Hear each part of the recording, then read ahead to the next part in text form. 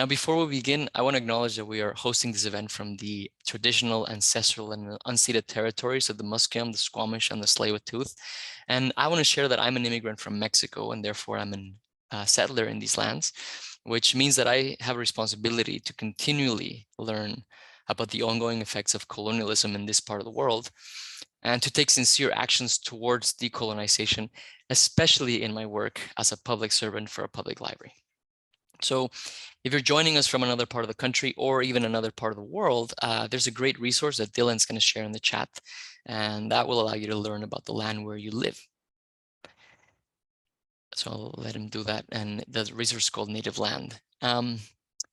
So tonight is very exciting because through the magic of webinars, we get to hear a cross-country conversation. So we're going to hear an artist from Toronto interviewing a writer based here in BC about a book that explores a very important part of Vancouver history, but also a critical part of Canada's Black history. And that book, of course, is Junie, which is incredible.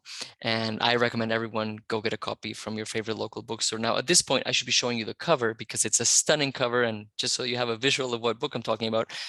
But I unfortunately left my copy at home because I was reading it last night, and every single copy in the library has been taken. So congrats, Chelene, but also sorry, I can't show you the cover right now. Anyway, let's get into it. I'm gonna bring in Chelene and Shakura to the stage. So please join us so I can introduce you. Hello. Hello, hello. Nice to see you. Hello. Nice to see you. So Chelene Knight is a poet and writer and the author of 3 books, including her memoir, Dear Current Occupant, which won the 2018 Vancouver Book Award. She has written essays for many, many literary journals and newspapers. She was the previous managing editor of Room magazine and the previous festival director for the Growing Room Festival in Vancouver. And she also previously worked as a literary agent with the Transatlantic Agency. Now, if that wasn't already enough, Chelene has also worked as a professor of poetry at the University of Toronto and the University of British Columbia. And also she's the founder of her own literary studio, Breathing Space Creative. You do a lot. So wonderful to have you with us tonight. Thank you so much. I'm so excited to be here. Thank you.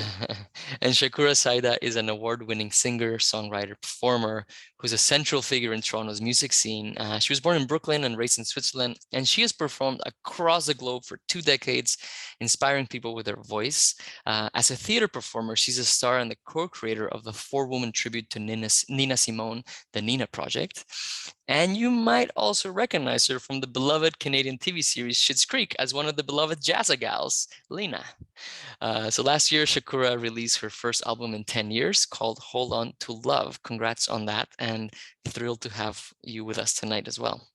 Thank you. I'm so thrilled to be here. So they're gonna have a conversation for 40 minutes, and then they're gonna take questions from the audience. So for the audience, I'm gonna ask you to please use the Q&A button to submit your questions instead of the chat, because that makes it way easier for us to manage the questions and for Shakura to see them. If you have no idea what I'm talking about, and this is your first time in a Zoom webinar and you only see that chat button, don't worry, write wherever you feel is more comfortable and we'll make sure to retrieve your question. So without further ado, let's get this conversation started. Shakura, take it away. Thank you so much, Jorge. Thank you. Hi, Chelene. Hi, Shakura. I'm so excited. Oh my gosh, I am so excited. I am just like, I'm going to try and pretend this is not my dream. And I'm going to try and remember that there are a lot of people that are tuning in that want to hear from you and want to hear more about this amazing book that you wrote. So first of all, thank you so much for this book and for sharing Junie's story with us. Thank you. I was so excited just to hold space with you specifically, and we'll get into all kinds of things, but I really appreciate the gratitude, and I appreciate the fact that you've read the book and that you're rereading the book. So I love that. Yes, because I've got all these new questions. I actually have my e-copy here, so and I don't know if you can see this, but let's talk about the cover art, because I'm actually curious about this. What's the whole process for cover art, and what was the process for your cover art? Yes, I think, it really depends on the publisher and the author and what that specific process is. But for me, I was offered a few samples of the cover art. I think maybe 5 or 6 versions, and they were all very different. And, I've done this before where I open my email and I see these images and I go by gut instinct. And when I saw this image, there was something that happened in my body that I Yeah. can't explain. It was just a feeling of, I don't know, but I said, that's the one. That's the Mhm. image. And I knew right away. And so, the process is I let the publisher know how I felt about the images, and they said, that's great. Let's go with that one. And seeing it with, my name across it was also an emotional thing. This is my very first novel. I've written a couple of books before this, but this was my first novel. So it's really special. What makes it special? What makes it special? I think the fact that Junie is a character I've had with me for years, maybe my whole life. And I've been trying so desperately to find her a home, to drop her off somewhere where she feels safe, where she feels seen, and Mhm. more importantly, where she feels heard. And Wow. so when I saw that cover, I think that was the first time that I felt like I've done that. Even though I spent years working on this book, to see the cover and to see my name on it and to see Junie's name on it, Yeah. that felt like home. So I just, I paid attention to that gut feeling, and we can't discount that as creatives. We got to pay attention to the gut. Yeah. I find that so interesting that you say this is a character that lived in you, that's been with you. And I'm very curious about what this looks like. Is this someone that you be writing and she just sort of peek out and offer her opinion on what you were writing? Was it someone that you saw doing different things? As a songwriter, we usually write in the first person. If we write in the Mm, third person, it is usually, I think, instantaneous. Do you know what I mean? It comes mm. and then it's out, but she's been with you all this time. What has she been doing with you? Oh, she's been doing lots of stuff. She's been, and she's been good for the most part, but she's also, she's caused a scene a couple of times where, I'll be writing something and I'm feeling a particular flow. And then Junie comes in and she says, no, don't do that. And so I'll find myself writing and revising as I'm getting things down on the page, because that's Junie whispering to me, don't do it that way. And I think, again, it's that gut instinct that's really important when we're creating, but there's all these outside sources, that I pay attention to. And, Junie's an introvert. I'm an introvert. And so we get along, but we also butt heads quite a bit. So Mm. I feel like, she's been a character that I really wanted to write and explore, build a home for, and get to know. But that was also difficult because she would only show up when she thought she could show up. It's so hard to explain this relationship with a character that I don't feel like I've fully known until this book was complete. Like, it took me 40 years to get to Wow. know her. Yeah. So now you've got this story that is centered around Junie and her world. You've discovered what her world is. You've discovered Mm. who her people are. You've discovered where she lives, how she feels, how she loves. Do you still hear her though? Is she still there Ooh, with you? that's a good question. No, I don't. It, Wow.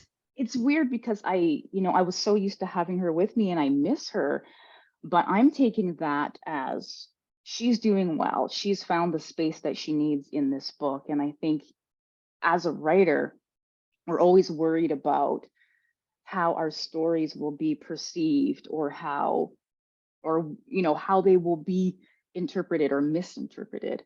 And Mhm. I feel like the conversations that I'm having about this book and that I'm having about Junie, she's listening to those conversations and she's saying, oh, okay, this feels good. This makes sense to me. I don't have to continually show up and interject or interrupt this creative process. But I'm hoping, I get another character or somebody else that shows up, because I honestly feel like this might be my only work of fiction, because I need that character to come first. Wow. That's Yeah. that's That's really deep. I wonder also about, and again, I speak to you as a mostly a songwriter, but my validation in some ways come because I take my songs and I sing them in front of audiences, and I get that validation right then, whether it's good or bad. You know, people don't react to it. I know I need to go back and workshop it a little bit. So I can constantly be working on my art and on these pieces that, even though I might have a disc of them, I might have a recording of them, I can still work on them in a live way. Mhm. Once you've written this book, and it's paper and it's an ebook and it's an audio book, which I auditioned for, by the way, but Yes. but once all of these things, does it seem odd for me to ask, how do you get your validation that it's okay? That's a toughie. I think it really depends on what, or maybe how you would define success. I think it Mhm. starts there. And, I think we all have big dreams of huge book sales and all these different things. But for me, I'm very intentional about the work that I put out in the world, and I'm very intentional about how I extract joy from it. So I think a lot about what I want from this book being in the world. What do I want to hold on to? What's going to make me feel good? And I plan that out. I think about the spaces that I'm showing up in to talk about, this book. And this particular event was really important to me. And so the more intentional I am around where I show up, how I talk about this book, and where I bring this book, I think the validation comes from that, from holding the space that I need to hold and to not force anything. So it's been feeling quite awesome to be to be honest, that I think the right people are paying attention to this book, and that means the world to me as well. So for me, it's not about, okay, 800,000 people bought this book. Like, that's not going to happen. But the right handful of people have it, and they are reacting to it in a way that makes me feel like, okay, I wrote the best possible book that I could have written based on everything that I had and everything that I wanted this thing to be. I made the right decisions. So I think the validation definitely comes from that. Wow, that's beautiful. You know, my one of my mentors is Jackie Richardson, and she told me a very, very long time ago that when you're singing in front of an audience, you're not trying to reach everybody in the audience. You're trying to reach one person at a time. I And like that that. person shifts. It shifts from line to line, from moment to moment, but you're not trying to impress the entire audience. You're Exactly. only, it's only one person's heart you have to reach in one moment. Mm, And that's basically the same thing that you're saying. It's mhm. you're hoping to resonate with that one heart, and it keeps hitting in different ways. So that's really beautiful. I really want to bring us back to space and safe spaces. But one of the things I saw you, I watched a video where you talked about the book and why you wrote it. And you said Junie is a second chance at living. And I really would love it Mm. if you explained that in a way that that just brings home for us exactly who Junie is. Yeah, I think when we're writing anything in general, I feel like it's an opportunity to be someone you're not, to be in a space that you don't normally find yourself. So it's an opportunity to dream something. And I remember I had a conversation with writer Taya Mutanji, and she validated this. And she said, writing is a second chance. And I'm like, yes, it's a second chance at living.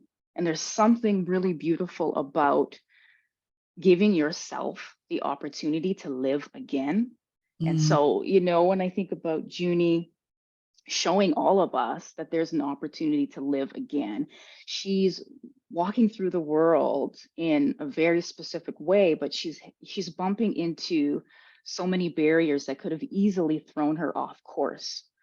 But Junie sees the value in all of these difficult times, as you know, and she values them just as high as she would all of these really great things. And because of that, she gives herself an opportunity to try again. And so she's constantly letting things go in the book, but in letting go, she's creating more space to hold on to the things that really matter. So in the book, she's slowly over time letting go of this idea of this relationship that she wants to have with her mother, and it's slowly unraveling. And that might be quite traumatic for some. But for Junie, again, it's that second chance at living, because as she lets go, there's more space for her own living and her own loving, and it starts to thicken, you know, kind of like a stew. You got this beautiful stew on the stove, and as you're stirring it, it's thickening, the flavors are coming out, and that's how she moves in the world. So she needs to do that slowly for it to make sense for her.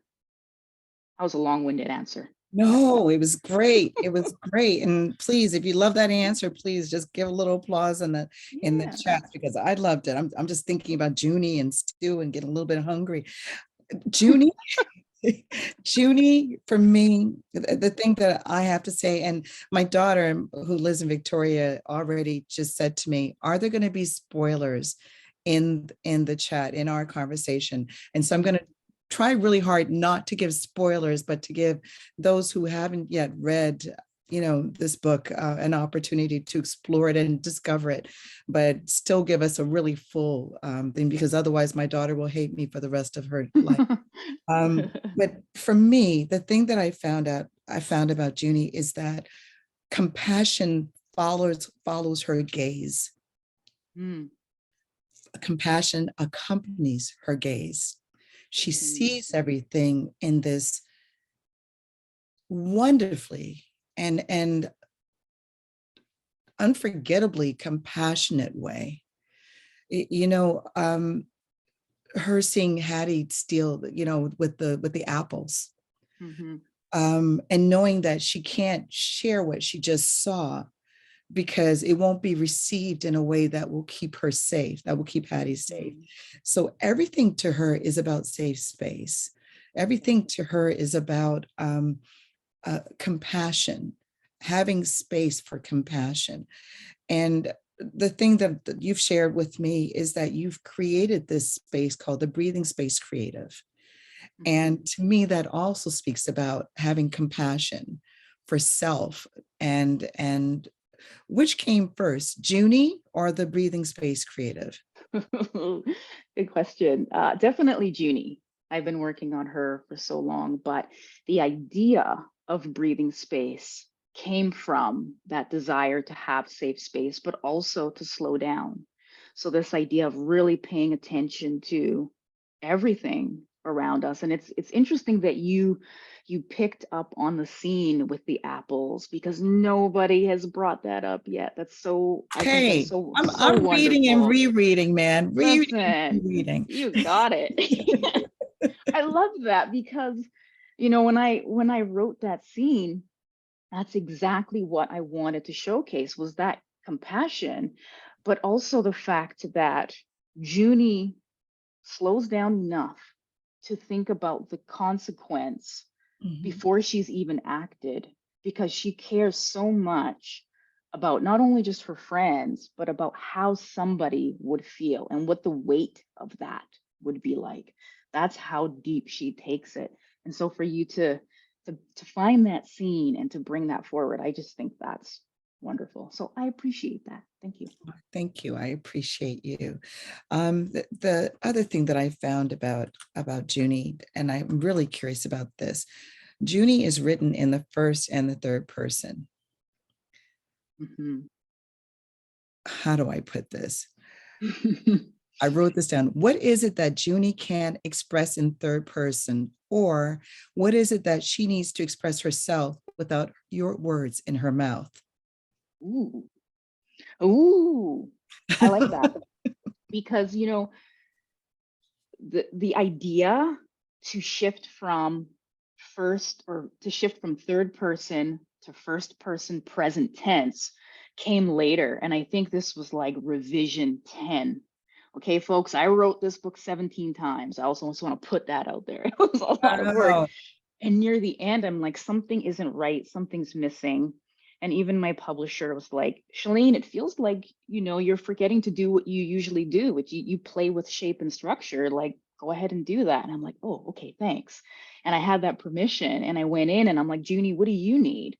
And Junie needed these little pockets, these moments to use the I, but she also needed to do it in the moment. So we shift from the past tense to the present tense, which can be jarring for the reader, but I made the decision to do it anyway, because that's what Junie wanted. She wanted to just say, here's what I see, here's what I'm doing, here's what I'm feeling. So we move through the book where I'm showcasing something, I'm showing her in action, and then she's just thinking things. And that's what she needed in order to, to feel heard and to feel seen. She needed to jump from someone else's perception of her into her own idea of who she was becoming.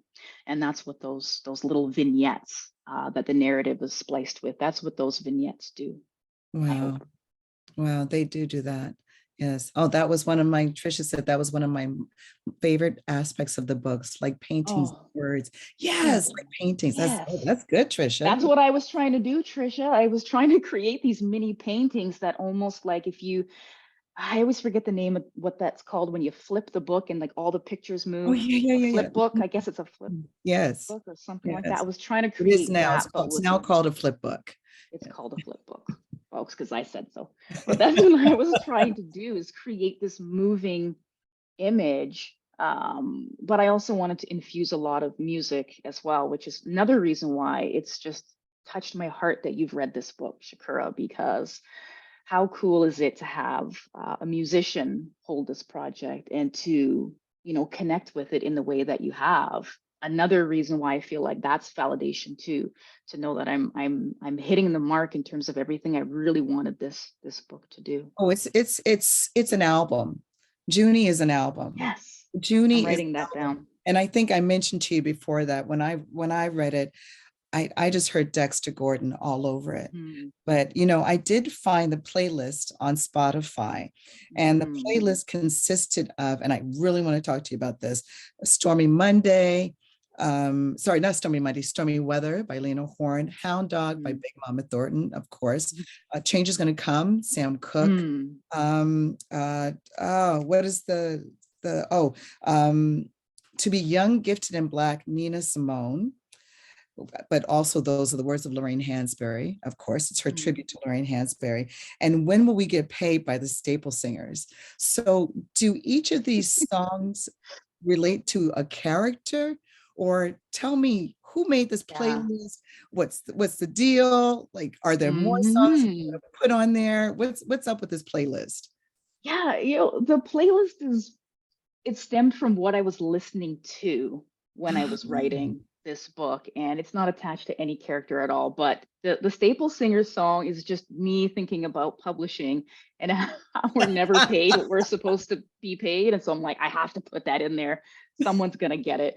But it was just, me putting together the songs that really brought me joy while I was writing. So I'm always listening to music when I'm creating, and again, it really just depends on what that project is. When I'm writing poetry, I find that I'm listening to really quick paced music all the time. When I'm writing nonfiction, it's usually just instrumentals. So no words. I can't have any words when I'm creating. But for this particular book, it was just, all these songs that I felt did something to me as a human being. I wanted to try to get that onto the page. So I think the playlist should grow.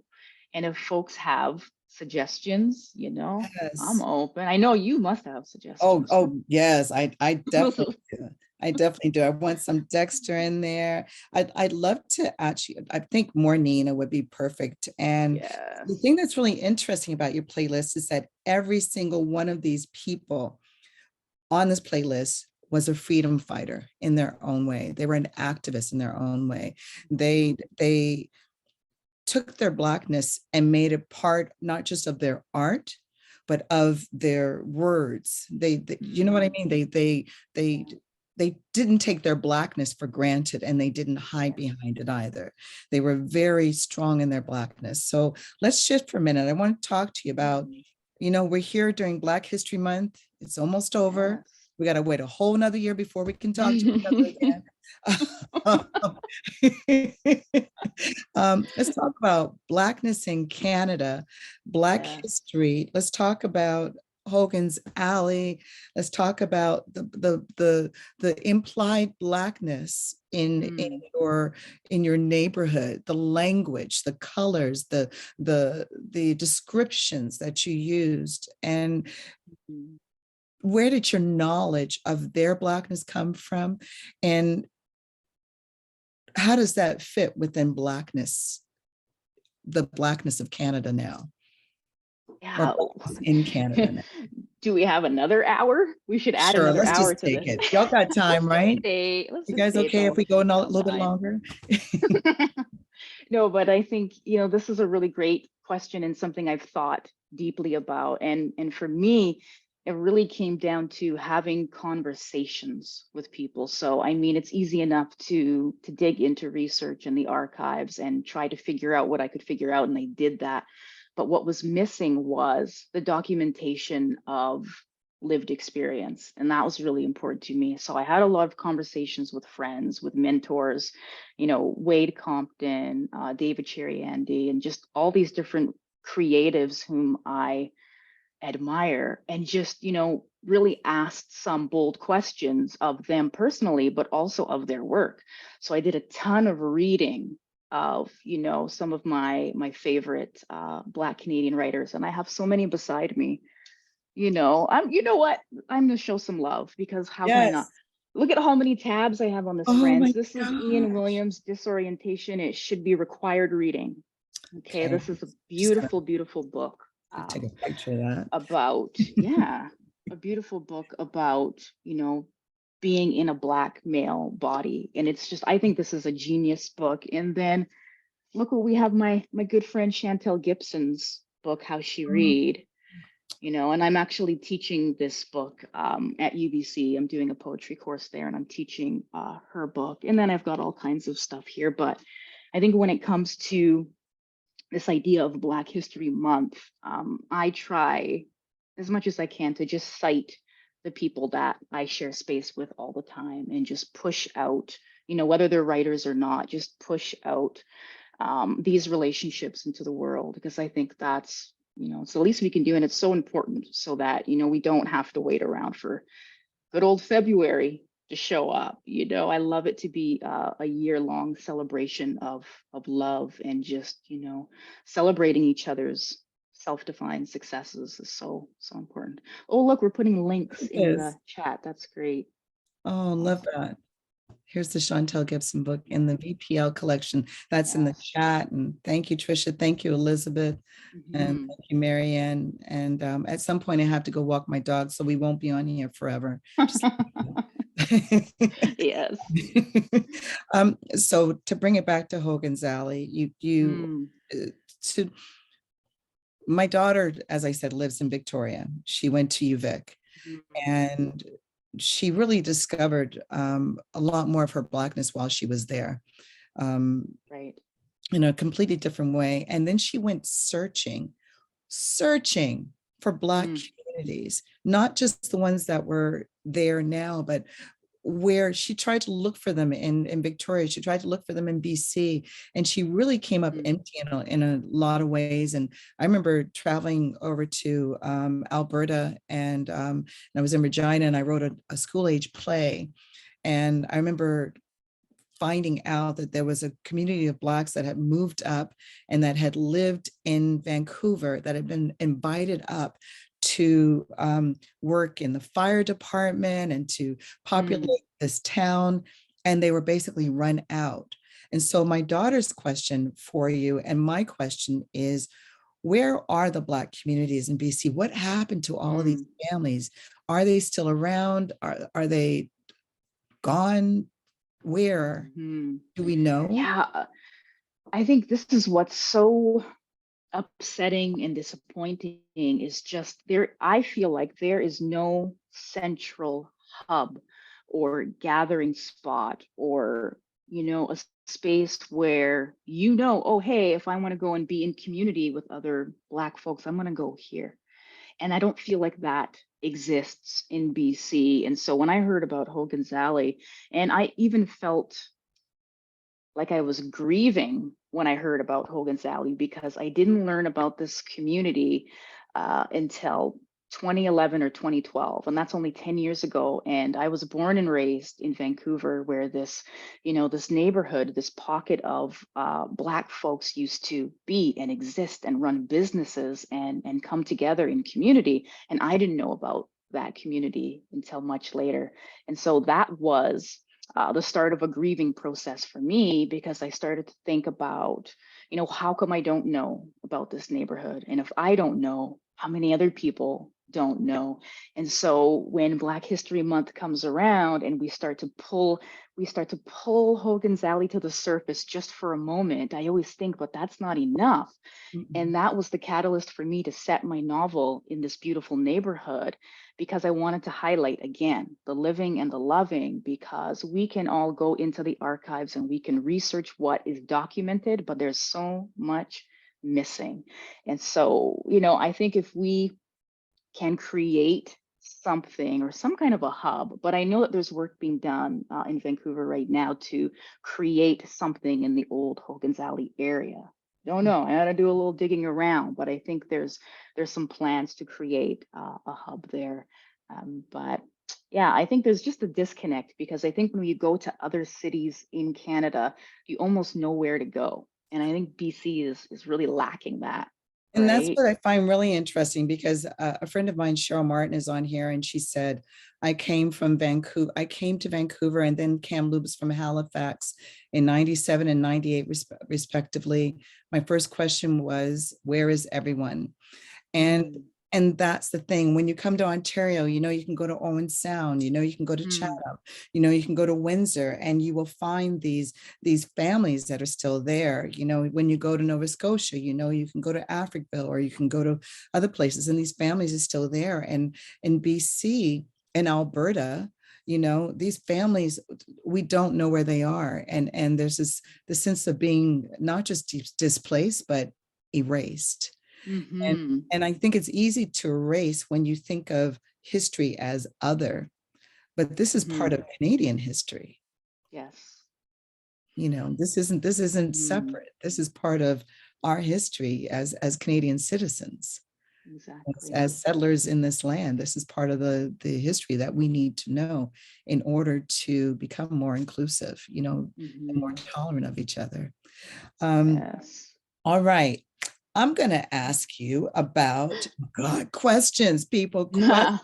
And we need a movie. Oh, yes, we need a movie about Junie. Oh, yes, Arif, that's a good one. That's a good one. I'm going to ask you, Estelle. Oh, yeah. About Estelle. Because I know it's Junie's book, but Estelle says one of the most powerful lines in the book to me. None of us can help who our moms are. And, yes. You know, both Maddie and Faye are imperfect mothers. One gives her daughter nothing and the other gives her daughter everything. But this line, none of us can help who our mothers are. And this young girl who keeps trying to please her mother and keeps this box for her dreams and for what love looks like to her. Where did she come from? Who is she? What was she like hiding behind Junie saying, hey, write about me? And where did she come from? I know where Junie came from. I know where Maddie came from. But I think all the other characters were invented by Junie or called to the stage by Junie. And I feel like Estelle is someone who, again, it's funny that you picked that one line, because I feel like that was her offering in the book. That was what she was there to do. That one line, none of us can help who our mothers are. And Junie took that and she learned so much from that one line. And Estelle is a character who feels like she's never enough.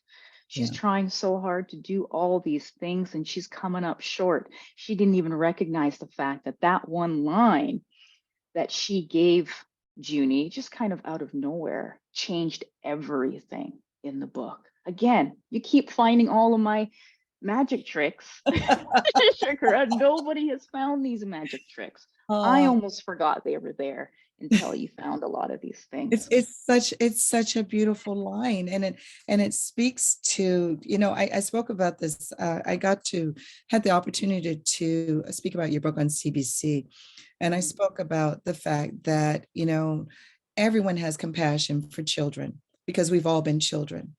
We've all lived a life where we've had to grow up and experience that child's eye into teenage eye into adult eye. So we know what that feels like, but not everyone's parented.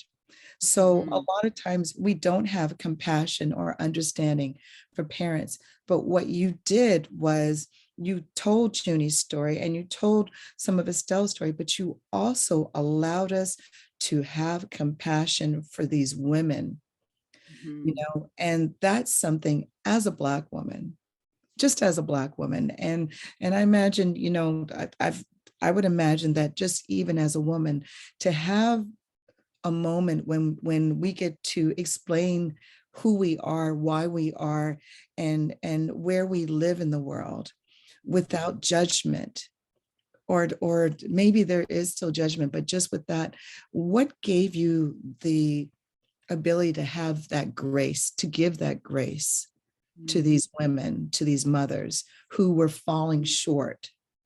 Yes, that definitely came from Junie. I think she, again, her level of compassion, I think, is something that was really important to her, but I don't think she saw it for as big of a movement as it was. But, you know, it was important for me to make sure that the reader also felt compassion for these women, that we don't fully dive into their stories, their histories. You know, you get little snippets of it, but I think the point there is that we don't often get access to everyone's stories and histories, and we are often quick to judge and to make assumptions about people, you know, based on what's placed in front of us. But what if we figure out what our expectations of that person are, and we ask ourselves, well, what can I let go of in order for this relationship to be something of value for both parties? What do we have to let go of? And I think that's the difficult question, but Junie figures it out. And she says, I have this idea of what love looks like. And for her, it's safety and it's a particular color. It's all these different things, but there's certain aspects of those things that she had to let go of to have that relationship with her mother, which was very thin near the end. It's kind of thin. We don't really know what happened. But we see Junie thriving and we know she's going to do some big things. Yes. So yeah, it's a great question. Junie goes through a lot, and she does start thriving and standing up for herself and standing up to Maddie, which I don't imagine that's easy, you know. Whenever I read a book about a young girl, I have to be honest and say that a part of me is always holding my breath, waiting for that moment when the typical traumas happen to that young person, where you know, the traumas that send us, that we keep reliving, not just through ourselves, but through the books we read, through the shows that are on television. And you didn't really fall into the typical traumas that certainly follow a lot of books with young Black women in it. Why not? Yeah.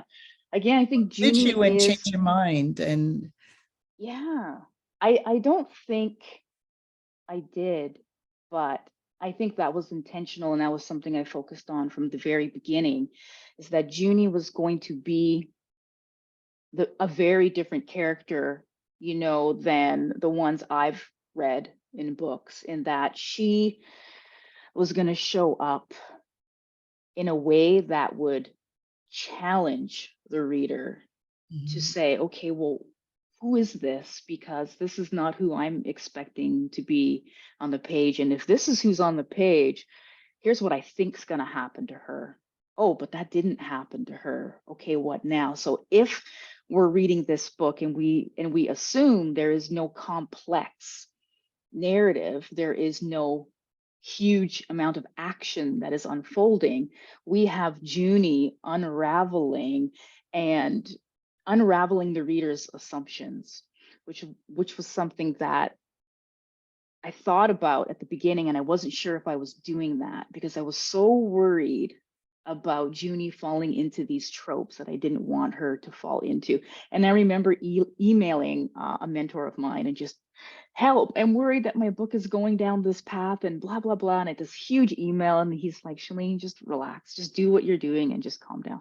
But I think sometimes as writers, we need that. We need to remember that this is a process. We're going to hit these walls, but we also have to put a little bit of trust in the characters as well, that they know what they're doing. They know where to go. And I put a lot of trust in Junie, and I just kind of followed her. I said, let's see where you're going to take me. I dropped you off here. I want to see where you're going to take me. Wow. Well, she took you to a really beautiful place. And I love the fact that, Junie lives in Hogan's Alley, and she's a little Black girl, but she could very well have been a little Irish girl growing up in Cabbagetown. You know what I mean? In the sense of there's this universality to her that I really appreciated and loved. I can't believe our time's almost over. Oh, I don't know no. what to do with this. I feel like we need to just like invite everybody to our own Zoom, or we need to tell, we need to tell Jorge to just give us more of this. I want to go back to your breathing space, creative, and I also want to talk about your writing process. For any people out there who are writers, who are authors, who are thinking about being authors, or who just want to hear about what you go through in private book Zoom. You're funny, Elizabeth.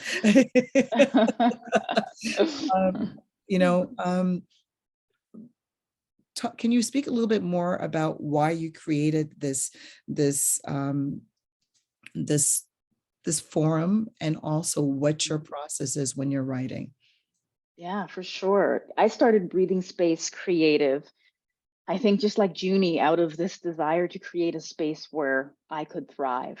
And that was really important to me. And I felt like in order for me to write and create and to build a career out of it, that I needed to do a lot of work on the self. I needed to work on my mindset. I needed to work on boundaries. I needed help with time management and all these different things that I don't feel like I was getting out of creative writing programs. It's like, let's learn about the craft of writing and how to write, and then send you on your way.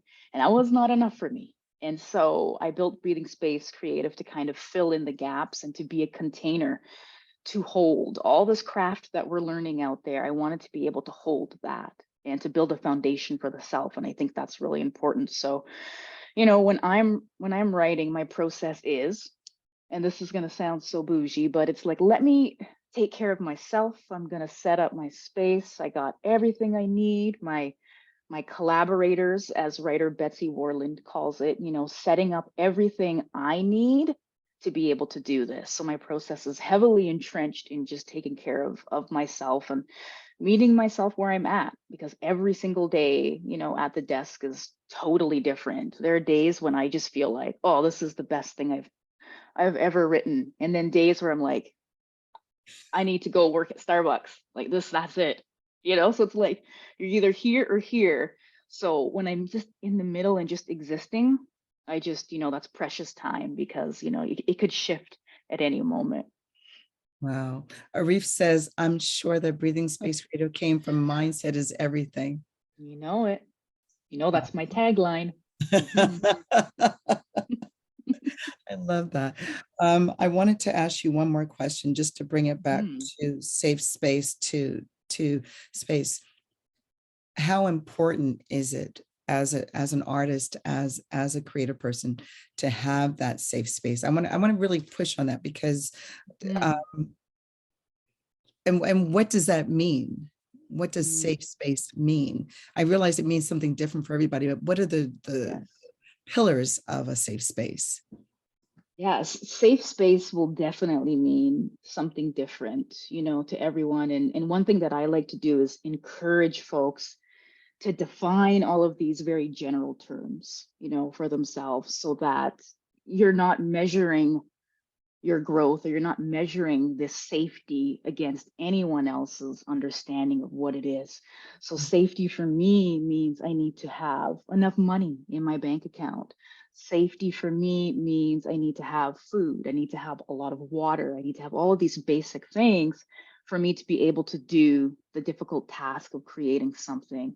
So for others, safety might be, you know, that physical space and that idea of not having anyone around to interject or interrupt. So it really just depends. But for me, the safe space means if I can show up and I can 100% be myself authentically in that moment, as I am being right here with all of you, then that means it's a safe space, because I will see myself shapeshift when the space is not safe. If I don't have what I need around me, or I feel like the environment is not what I want it to be, and I will pick up on the energies, even if things are not intentionally or obvious. I will pick up on it and I won't be able to put it down. And so I recognize that about myself. And so I work really hard to create spaces for myself. And I say no quite a bit to events. I'll say, not doing that, not doing that, not doing that, but here's what I will do. And the folks who answer the call, like our friend Jorge did, and really helped to put this beautiful event together, you see, you get something quite amazing. And I feel like this is an amazing event because the space feels right for me. I love that. Thank you. Thank you. Like Maddie in church. Like that's Oh, yes. going back to church, which is the weirdest thing, that she would insist on going, but you realize that that's her safe space. So strange. So strange. I can't wait to read it again. Okay, I'm going to open this up because I don't want to be selfish with your time, but does anyone have any questions at all for Chelene? If you do, please put them in the chat, and I will do my best to look at them and read them right away. And they can range in anything from what is your favorite chocolate to eat to Yes, you could ask any kind of question. It doesn't have to be about the book or about writing. I like to cook, so you can ask cooking questions. Okay. Oh, what is Junie's favorite food? Ooh, Junie's favorite food. It's funny because I'm going to go on a rampage here, but I took Junie out on a date once. I took her out to eat because I always recommend to my students that you take your characters out on dates, or you put them in unusual situations and you get to know them. Junie likes peanut butter and jelly sandwiches. Really? Wild. Really? But I can answer that with confidence. Isn't that weird? That's what Junie would eat. Crunchy peanut butter or smooth? Oh, I haven't got that much detail, but I would probably assume, smooth. So, Cheryl said it's an old Calabash bistro for Junie. I miss Calabash. And so I moved out of Vancouver. I'm 2 hours away now, so now I'm hungry. I don't see any questions. Oh, here we look. We have a shy audience. Okay, let's see. So if no one has any questions, I can ask more questions because I have more. Let's talk about your growing up in Vancouver. And if I can share, your mom is Black American, Texas. Your father is Ugandan, and you've grown up in a place where, I mean, there aren't a lot of Black people in Vancouver. There certainly aren't a lot of Black Americans, and I imagine there's even less Ugandans. So culturally, how did you grow up? And did any of that play into what was happening with Junie, because you made her feel so comfortable? There's this line in the book where you talk about the buildings hugging each other. Yes. And so like, Pay attention to all the details. girl, I'm Love it. telling you, I read the book. No skimming. There was no skimming. Oh, no. So, I mean, Mm. so how did you grow up in Vancouver, and did that impact how you wanted Junie to grow up in Hogan's Alley? Mhm. Definitely. I think for me, I grew up in a lot of discomfort, and not discomfort in Vancouver, but discomfort in feeling like I was in between all of the time, just in between some things.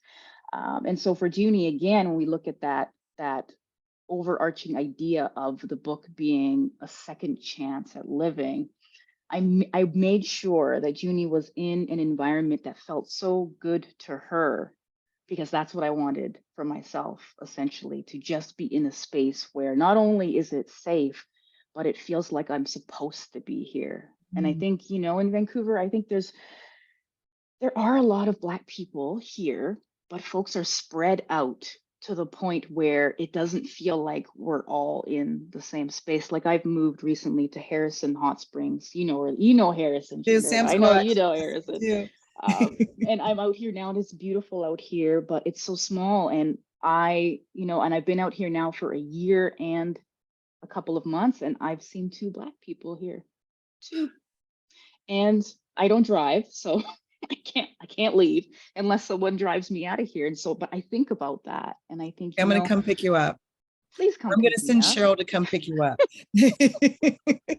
Have a little gathering, but and y'all yeah. don't do the nod. I find the thing in BC is when, in Toronto, there's a certain generation of Black people, you see each other and you do the nod, Mhm. or you do the down nod, depending on which, diaspora they come from. But in Vancouver or BC, when I'm there, no one does the nod. No one does the, how you doing? They just sort of like keep walking, Yes. Yeah. Okay. Everyone's so afraid. All right, we have 2 questions. One from Elizabeth. Are you going to write a sequel or an ending to Junie's story? Good question. Ooh. Probably not going to write a sequel, but I will say, when I was drafting the book, I wrote the book all the way up until 1980. And so the book now ends in 1939, but I have like 40 some odd years of material that I cut from the book. Sequel. So I don't know what I'm going to do with that. Sequel. Maybe, TV question, show, Elizabeth. perhaps. Hint, Yes, hint. sequel. And we like that. Well, if I wrote a sequel, would you folks buy the sequel? Because that's important to know. Yes, we will not only buy it, we will write an album to Pre-order. go with it. Yes, we'll write okay. Yes, I'm Oh, committed okay. to that. I'm putting my hand in the Excellent. Yeah. From Cheryl, would love to know more about Hogan's Alley. We don't know about it in our history and teachings. We could spend hours talking about that. And, for me, it was this community where there was so much community loving happening. And when you put in a bridge or a viaduct or a highway and you label it as urban renewal, which is what happened to Hogan's Alley, we labeled it as that, and you push these people out and you spread them out and you erase all of the success that was happening there. I think there's a huge hole in the heart when that happens, and there's going to be a hole in the history records as well. And so we don't talk about these things, and when we do talk about it, it's very surface level, and so again, it's just, we have to look and have conversations with other people about what happened in this neighborhood. And so there were Black people living in this neighborhood who owned businesses and who were thriving and who were doing well. But the neighborhood itself was labeled as, filled with crime and a terrible eyesore on the city. And you know what? They wanted to get rid of it, and that's what they did. And this is not unique to Vancouver. This happens all over, and it has happened all over, and it still happens all over. And so, it's something I feel like I'm still grieving, that not having as deep a connection with this space as I could have. you know? Yeah. Thank you. Thank you. Yeah, We of have time for course. one last question.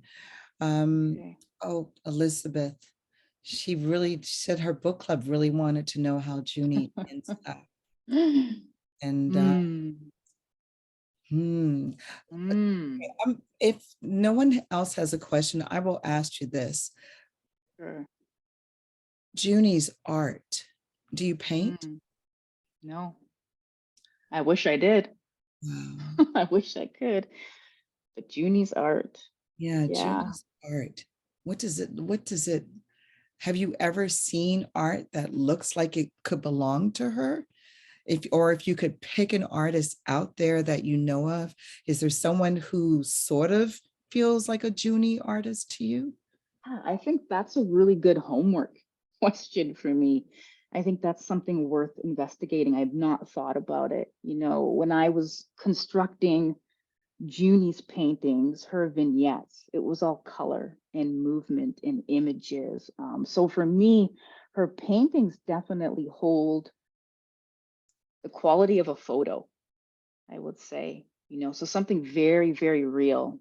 But I think that's something I would want to investigate for sure. Mm, Definitely music, you yes, know it. yes, Mm, yes.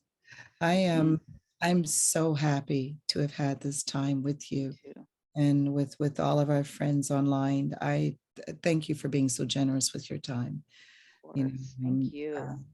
it's it's it's a treat. It is such a treat. It's like sitting in a restaurant and having the chef, explain every single bit of your meal. It makes it Mm, so much more enjoyable to read and to reread now with your insight and the little secrets. I really appreciate your time. Thank you. thank you. Thank you. So wonderful. Thank you so much for this. Oh, thank you too. There were so many moments that I just wanted to sit down and write everything you were saying. The good news is we're recording this, so I didn't need to do that. Yay. So for the audience, that's an announcement that we are actually recording this, and it'll be on our YouTube channel as of tomorrow. So you'll be able to share it with people, and people will be able to see it again. So you can share with all your friends and your book club members who were not able to be here tonight. Thank you so much, Chelene and Shakura. That was really, truly meaningful, and I love the connection between you two. It was amazing to witness. Thank you for letting us in on that. So if I have a quick favor to ask the audience before I let you all go, which is we are a public institution, which means we do work for you. And so we will love it if you give us your feedback on this event, because whatever you tell us helps always shape and inform the work that we do, so we keep getting better at this. So we're going to share a link to a survey. It takes you about a minute to fill out, and it's really, really useful. It doesn't go into a black hole of the internet where no one sees it. My team actually sees it, and we look at your comments and we adapt our programming based on your feedback. So please do that. If you want to find out about more events like this, just check us out on all of our social media. We also have a newsletter, which we're going to share in the chat. And that's all I got. Thanks everyone for coming. Thank you for your thoughtful questions, for being so present in the chat. It was such a pleasure to host this. So thank you too for being here. Thank you. Thank See you soon. you. Bye. Okay, Bye, have a good everyone. night. Bye-bye. Just so the audience knows, I'm going to keep the event open for another couple of minutes, just so that, because there's a lot of links in that chat, so I don't want those links to disappear. And so you are welcome to come and click all the links you want for another couple of minutes, and we'll hang out here. I'm going to disappear, and I think Shakura is going to disappear as well, or Yes. unless you have a question. No, I was hoping that we can put in the link for the Breathing Space Creative for anyone. Yeah, thank you. We'll do that. We'll do that right now. Okay, I'll do that right now. Have a good night, everyone. I'm gonna Bye-bye, everybody. Bye.